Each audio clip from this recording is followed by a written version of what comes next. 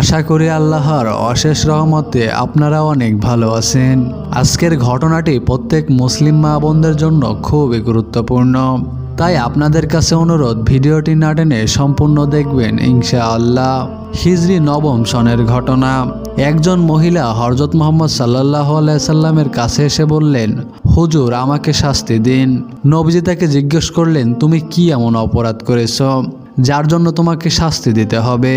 মহিলাটি বললেন, হুজুর আমি জিনা করেছি। তখন মহানবী হযরত মুহাম্মদ সাল্লাল্লাহু আলাইহি সাল্লাম বললেন, তুমি এসব কি বলছো? তোমার মাথা ঠিক আছে? মহিলা বললেন, হুজুর আমি সত্যি বলছি, আমি জিনা করেছি এবং গর্ভবতী হয়ে গিয়েছি। মহানবী হযরত মুহাম্মদ সাল্লাল্লাহু আলাইহি সাল্লাম অবাক হয়ে বললেন, তুমি কি কিছুদিন আগে এক সাহাবীর জিনার শাস্তি মৃত্যুদণ্ড দেখোনি? তখন মহিলা বলল, জি হুজুর আমি দেখেছি, এখন আমাকে শাস্তি দিন। তখন নবীজি বললেন, এখন তুমি গর্ভবতী, আগে তোমার সন্তান প্রসব করো, তারপর তোমার বিচার হবে। মহিলা চলে গেলেন। মহিলাটিকে পাহারা দেওয়ার জন্য কোনো প্রহরী বা লোক রাখা হলো না।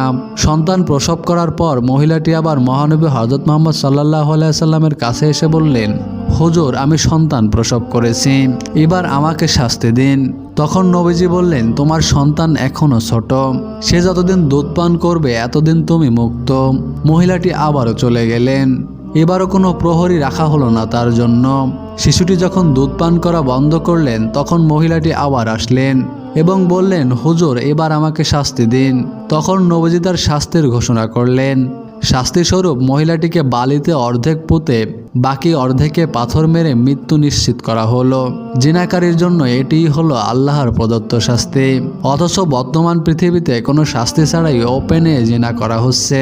যাই হোক, তারপর মহানবী হযরত মুহাম্মদ সাল্লাল্লাহু আলাইহি সাল্লাম ওই মহিলার জন্য আল্লাহর কাছে দোয়া করলেন।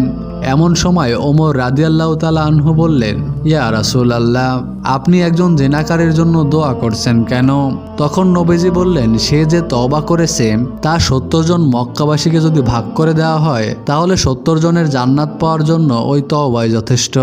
সহিহ মুসলিম শরীফ। মা বোনদের উদ্দেশ্যে বলছি, আপনারা এই চরম ঘৃণিত পাপটি কখনোই করতে যাবেন না, না হলে আপনার দুনিয়া আখিরাত সব ধ্বংস হয়ে যাবে।